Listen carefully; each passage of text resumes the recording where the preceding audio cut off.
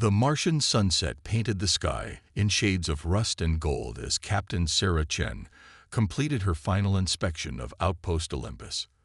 The colony's biodomes gleamed like soap bubbles against the russet landscape, housing humanity's most ambitious terraforming project to date. 20 years of human ingenuity had transformed this section of Mars into a testament to perseverance, with nearly 10,000 colonists calling it home. "Status report looking good, Captain." Lieutenant Rodriguez's voice crackled through her helmet comm. Sarah tapped her tablet, scanning through the day's diagnostics. "Green across the board, Lieutenant. The new atmospheric processors are exceeding expectations. We might hit breathable levels in Sector 7 ahead of schedule." The ground trembled beneath her boots. At first, Sarah dismissed it as another Marsquake, common enough these days as the planet's core was slowly reawakened through human engineering. But then she saw Rodriguez's face through his helmet visor. Pure terror. "Captain, you need to see this." She turned, following his gaze upward, and felt her heart stop. The Martian sky was being torn apart by massive shapes breaking through the upper atmosphere. They moved with impossible grace for their size, midnight black against the dying sun, their hulls rippling with what looked like liquid metal. "Sound the alarm," Sarah commanded, already running toward the command center. "Get everyone into the emergency bunkers. Now." The colony's sirens began to wail as 5 more ships appeared, their designs unlike anything human engineers had ever conceived. They were organic, almost predatory in appearance, with sweeping lines that seemed to absorb light rather than reflect it. Inside the command center, chaos erupted as sensors overloaded with data. Multiple objects detected, largest estimated at 15 kilometers in length, Lieutenant Park reported, her fingers flying across holographic displays. "No match with any known configurations. They're not responding to hails." Sarah grabbed the colony-wide comm. "This is Captain Chen. This is not a drill. All personnel implement emergency protocol Omega. I repeat, this is not a drill." The first blast hit before she could say more. The energy beam lanced down from the largest vessel, a brilliant purple-white that turned the Martian soil to glass. It carved through Biodome 3 like it was tissue paper, the reinforced polymers that could withstand the worst storms Mars could generate, vaporizing instantly. 3,000 colonists. Gone in seconds. "Get me Earth Command," Sarah ordered, fighting to keep her voice steady as more beams began to fall. "And launch the emergency buoys. They need to know what's happening here." The command center shook as another blast struck nearby. Through the armored windows, Sarah watched helplessly as 2 centuries of human achievement began to burn. The agricultural domes, the water reclamation plants, the atmospheric processors, systematic destruction with surgical precision. "Captain, quantum comms are being jammed," Park reported, her voice cracking. "But 5 buoys away, 3 confirmed clear of the jamming field." Sarah nodded grimly. At least Earth would know, would have a chance to prepare. Lieutenant Rodriguez, status of the bunker evacuations. 60% of remaining personnel accounted for. But Captain, they're targeting the bunker entrances now. They know exactly where to hit us. Of course they did. This wasn't random destruction. This was methodical. Calculated. These visitors hadn't come to make contact. They'd come to erase humanity's presence on Mars. The command center's reinforced walls groaned as another blast struck closer. Warning lights flashed as structural integrity began to fail. Sarah looked at her crew, brave faces trying to hide their fear as they continued their duties even in the face of inevitable defeat. "It's been an honor," she said simply, then opened a channel to the remaining emergency frequencies. "This is Captain Sarah Chen of Mars Colony Olympus. We are under attack by unknown hostile forces. To any human vessels receiving this transmission, stay away. Save Earth." They knew exactly where to hit us, exactly how our defenses worked. This wasn't first contact. They've been watching, studying, waiting. The ceiling began to crack as the alien ships concentrated their fire on the command center. Sarah took a deep breath, straightening her uniform. This is humanity's first contact with an alien civilization, and this is how they chose to introduce themselves. Remember that. Remember Olympus. Remember. The transmission cut off as purple-white fire consumed the command center. The galaxy had noticed humanity's expansion, and it had decided to respond. When the boys reached Earth 2 days later, they carried more than just a warning. They carried the spark of something that would reshape humanity's destiny. In the face of an advanced alien civilization that chose destruction over dialogue, humanity would have to evolve or die. The age of human innocence ended in fire on Mars. The age of human defiance was about to begin. Dr. James Rivera hadn't slept in 3 days. The holographic displays surrounding his workstation at the Luna Defense Center cast an eerie blue glow across his haggard features as he reviewed the Mars attack data for the 1,000th time. Empty coffee cups littered his desk, testament to his obsession with cracking the puzzle before him. "The answer's here," he muttered, manipulating the 3-dimensional representation of the alien vessel's energy signature. "We're just not seeing it." Above him, through the reinforced dome of the research center, Earth hung like a jewel in the black sky. Beautiful. Vulnerable. In the month since the Mars attack, humanity had witnessed the systematic destruction of 3 more outer colonies: Europa, Ganymede, Titan. Each assault more precise than the last. Dr. Rivera. A young researcher appeared at his door. "The Security Council is requesting another update." James waved her away without looking up. "Tell them the same thing I said yesterday. We're working on it." But this time, the interruption wasn't so easily dismissed. Admiral Helena Walsh strode into his lab, her uniform pristine despite the crisis atmosphere that had gripped Earth's military leadership.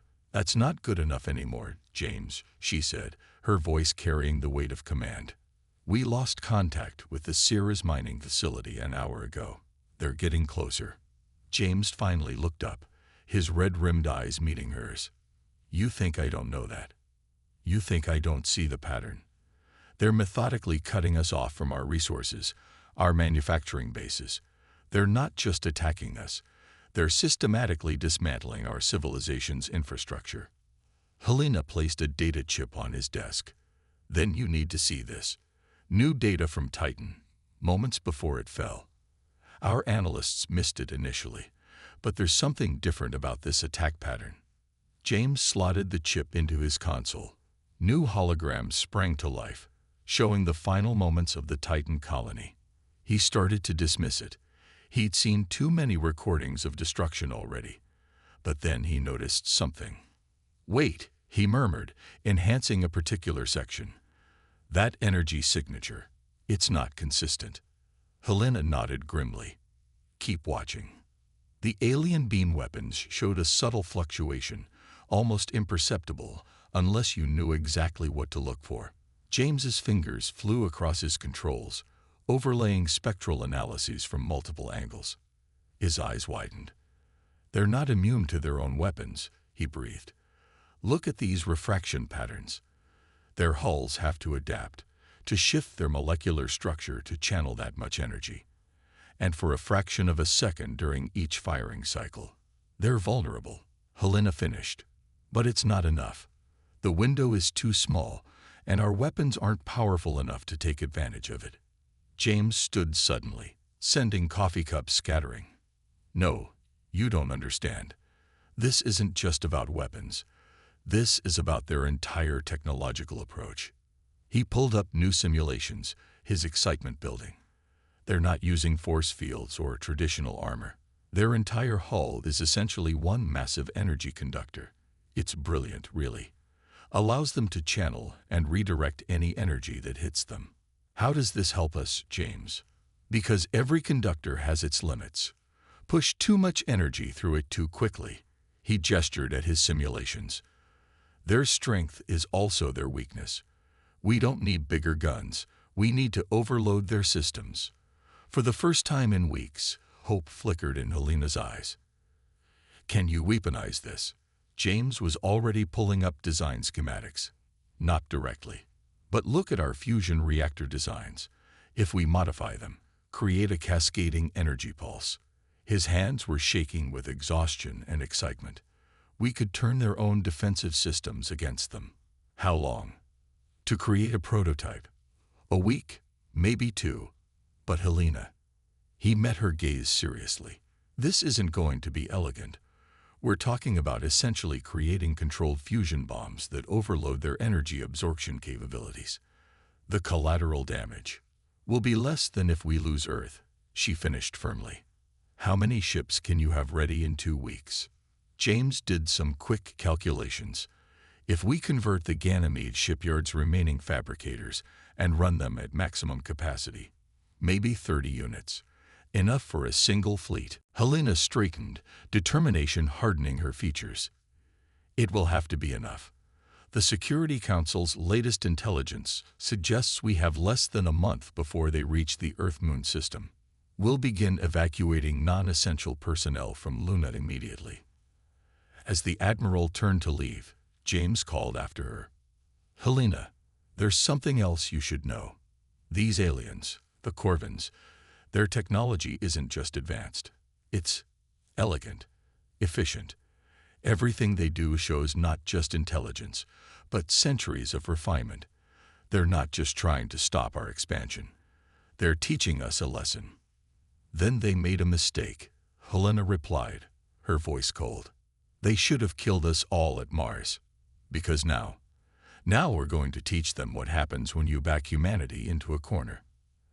As the Admiral left, James turned back to his work with renewed purpose. Above him, Earth continued its silent vigil, unknowing that its fate now rested on the possibility of turning an enemy's greatest strength into their ultimate weakness. The next 2 weeks would determine whether humanity had a future among the stars, or would join the Mars colony as another civilization that reached too far, too fast, and paid the ultimate price for their ambition. Engineer Maya Patel stood in the silence of the Ganymede shipyard's observation deck, watching automated fabricators construct humanity's last hope. The massive facility, normally bustling with thousands of workers, had been evacuated save for essential personnel. Now, robots worked tirelessly to modify Earth's remaining warships with Dr. Rivera's experimental technology. Beautiful, aren't they? A voice said behind her. Maya turned to find Fleet Commander David Okafor studying the same view. Below them, the skeletal frames of 30 ships bristled with new weapons systems that seemed to drink in the light. Terrifying is more like it, Maya replied. We're basically strapping unstable fusion bombs to our own ships. One miscalculation in the containment fields. That's why you're here, David said simply. Best systems engineer in the fleet. We need these ships ready in 48 hours. Maya's eyes widened. The latest intel. The Corvin fleet will reach Luna in 3 days. We intercept them at Saturn's rings or Earth burns. He handed her a tablet. Dr. Rivera's final modifications. Can you implement them? Maya scanned the specifications, her mind already calculating power requirements and structural stress points. Yes, but she hesitated. Commander, these ships weren't designed for this kind of power output. Even with the modifications, firing the pulse weapons will put catastrophic strain on the hulls. How many shots do we get? 2, maybe 3 per ship before the structural integrity fails completely. And that's assuming the crews can handle the forces from the energy discharge. David nodded grimly. Then we make them count. He turned to leave, then paused. One more thing. I want you on the flagship. Sir, if something goes wrong with the weapon systems during the battle, you're the best chance we have of fixing it. The Hyperion launches in 30 hours. Be ready. Maya spent the next day and a half in a blur of activity, personally overseeing the final modifications to each ship.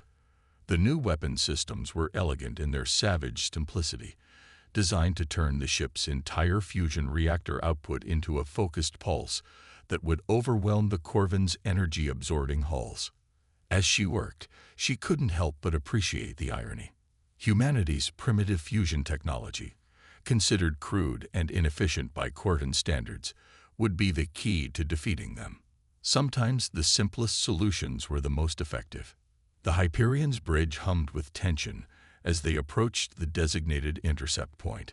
Through the main viewport, Saturn's rings stretched out before them, ice and rock fragments glittering in the dim sunlight. The perfect backdrop for humanity's last stand. Multiple contacts, the sensor officer announced. Corvan fleet incoming. 15 capital ships, numerous support vessels. Maya's hands flew over her engineering console, monitoring the power levels in the modified reactor systems. They were stable, but the containment fields were already showing stress from the increased output. All ships, battle formations. Commander Okafor ordered. Remember your training. We only get one shot at this. The Corvan ships emerged from superluminal travel like predatory shadows, their liquid metal hulls rippling with barely contained energy. They were beautiful in their deadliness, Maya thought. A civilization that had turned energy manipulation into an art form. They're charging weapons, the tactical officer reported. Hold position, David commanded. Let them come to us. Maya watched the power readings spike as the Corvan ships prepared to fire. Their arrogance was obvious. They'd formed a standard attack pattern, clearly expecting another easy victory against inferior technology. Now, David's voice cut through the tension like a blade. 30 human ships fired as one, their modified reactors screaming as they channeled every joule of power into focused beams of raw fusion energy. The pulses struck the Corvan ships before they could fire, before they could adapt their hulls to the unexpected assault. The result was spectacular. The first Corvan vessel's hull began to glow as it attempted to absorb and redirect the massive energy surge. For a moment, it seemed to be working, until the ship's own energy channeling systems turned against it. The hull rippled, brightened, and then exploded in a flash that rivaled Saturn's rings. Direct hits on 5 enemy capital ships, Tactical reported. Their formation is breaking. But Maya barely heard the report. She was focused on her engineering displays, watching in horror as the stress readings on their own ships climbed into the red. Hull integrity failing on multiple vessels, she announced. We can't fire again without losing at least half the fleet. David's expression hardened. We don't need to. He pointed to the tactical display, where the remaining Corvan ships were falling into disarray. They'd never faced an enemy that could hurt them. Never had to adapt to failure. All ships, advanced firing positions. Target their flagships. The human fleet surged forward, even as warning klaxons blared throughout the ships. Maya's fingers danced across her console, trying to stabilize the failing containment fields as they prepared for one final virage. Engineering to all ships, she broadcast. Divert all remaining power to weapons. We won't need the engines after this. The second volley was ragged, uncoordinated, as failing systems and structural damage took their toll.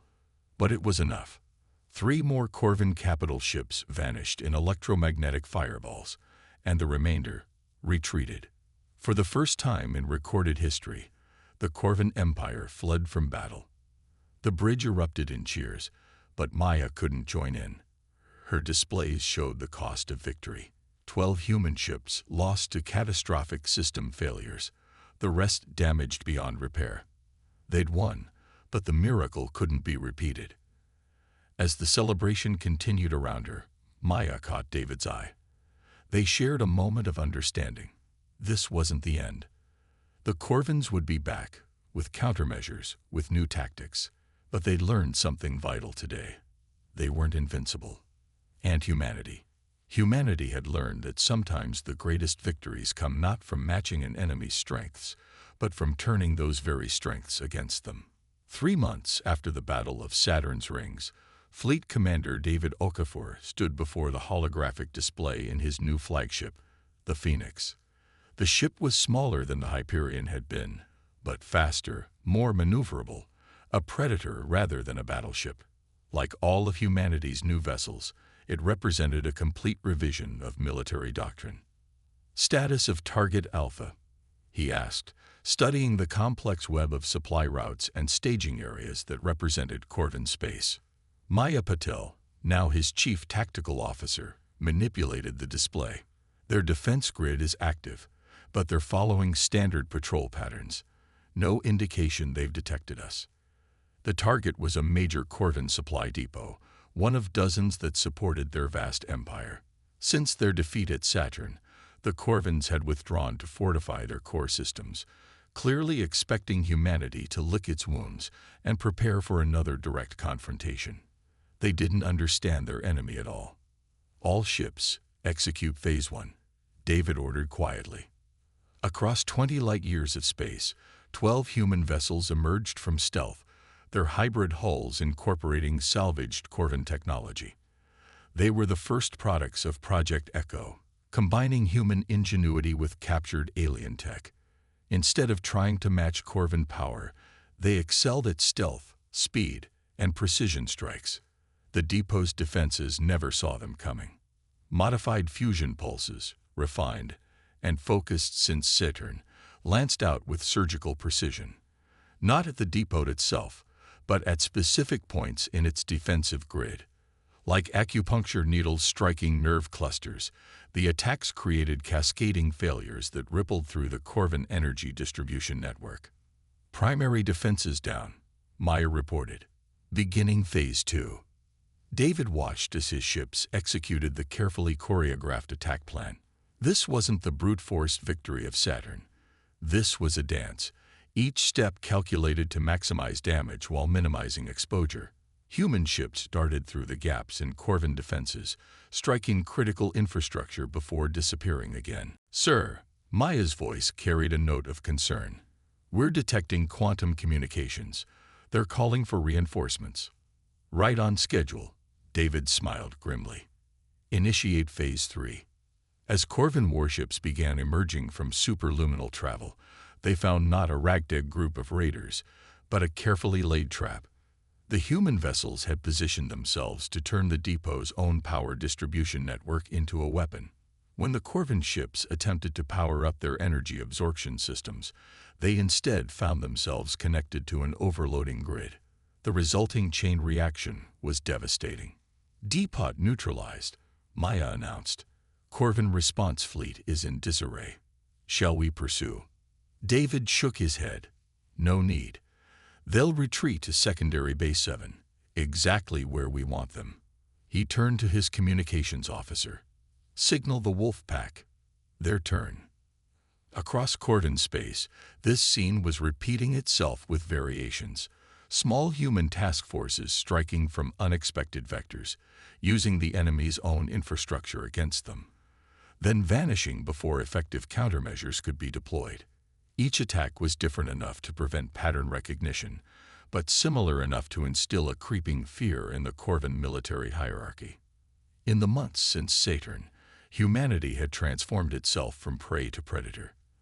They couldn't match Corvin numbers or technological sophistication, so they changed the rules of engagement entirely. Final damage assessment coming in, Maya reported.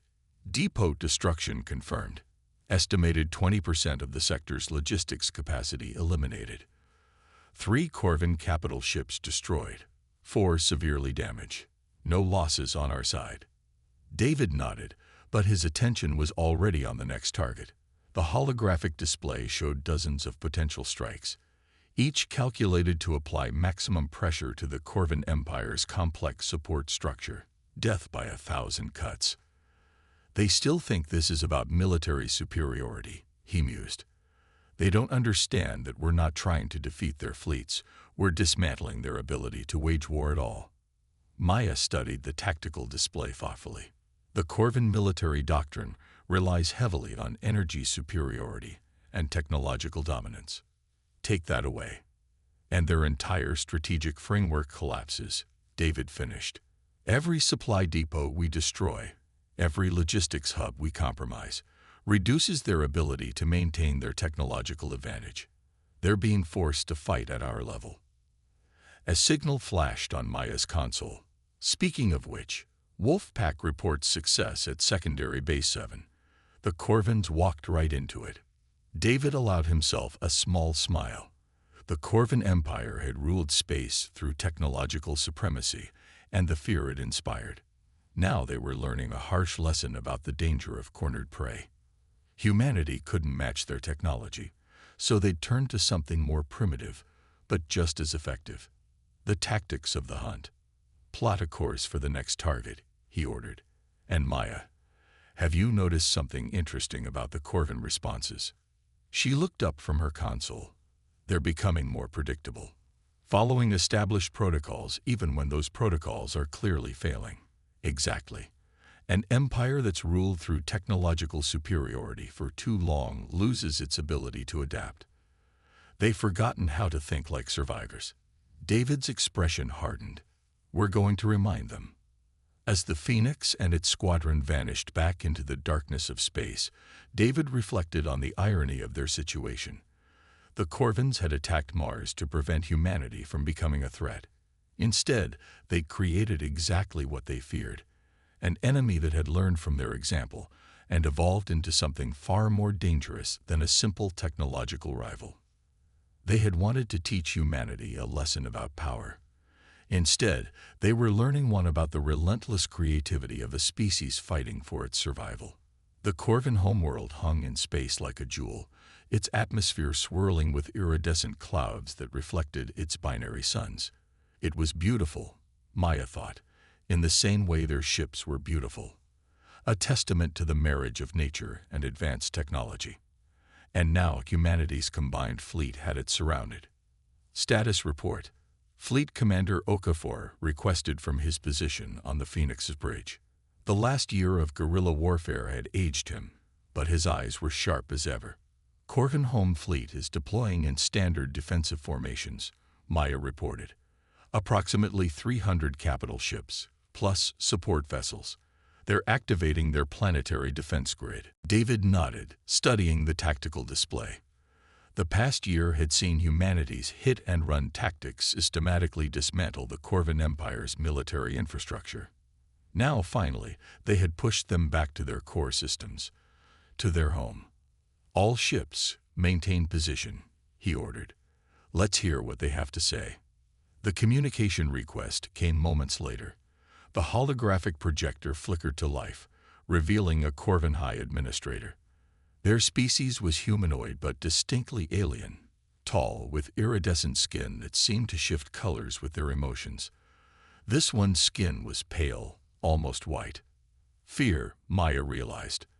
They'd learned to read Corvin emotional displays during their long campaign. You have violated sovereign Corvin space, the administrator began, but David cut them off. Like you violated Mars, Europa, Titan. His voice was calm, controlled. We're not here to listen to diplomatic protests. We're here to end this. The administrator's skin rippled with complex patterns. What do you want? Resources.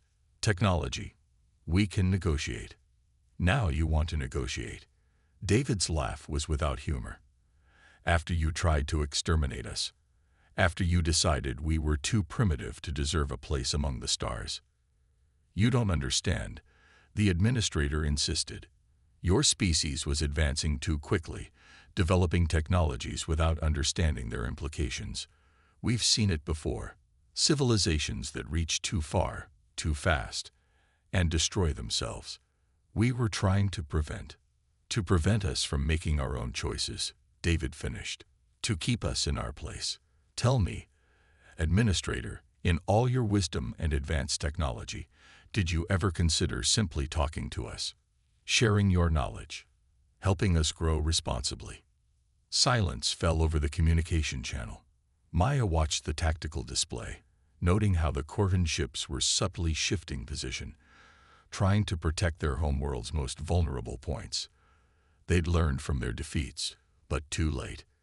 You have us at a disadvantage, the administrator finally admitted. Your tactics have proven surprisingly effective. What are your terms? David stood, his expression stern but not cruel. Humanity has terms, yes. But first, I want you to look at something. He nodded to Maya, who transmitted a series of images to the Corvin leader. They were recordings from the Mars attack, the destruction of the colonies, the systematic elimination of human outposts. But interspersed with these were other images, humans helping wounded Corvin prisoners, salvaging rather than destroying disabled enemy ships, providing medical care to captured crews. "You attacked us because you thought we were dangerous," David continued, "too primitive to handle advanced technology responsibly. And you were right about one thing. We are dangerous, but not in the way you thought." He gestured to the tactical display, where hundreds of human ships held position around the Corvin homeworld. "We could end this right now. One command, and we use everything we've learned about your technology to reduce your civilization to ash, just like you tried to do to us. But that's not why we're here." The administrator's skin swirled with confusion. "Then why?" "To show you what humanity really is." David's voice carried absolute conviction. "We're not here for revenge. We're here to offer you a choice. The choice you never gave us." Maya transferred the terms to the Corvin leadership. As the administrator read them, their skin shifted through a rainbow of emotional colors. The terms were simple. The Corvin Empire would end its policy of technological suppression. They would join a new interstellar council where all spacefaring races, regardless of their development level, would have an equal voice. They would share their knowledge, but also learn from others. And most importantly, they would acknowledge that diversity in development, in problem-solving, in the very way different species approached the cosmos, was not a weakness to be feared, but a strength to be embraced. "You would show mercy." The administrator seemed genuinely puzzled. "After everything we did." "Mercy isn't about what others deserve," David replied. "It's about who we choose to be. You tried to teach us a lesson about power. Now we're teaching you one about wisdom."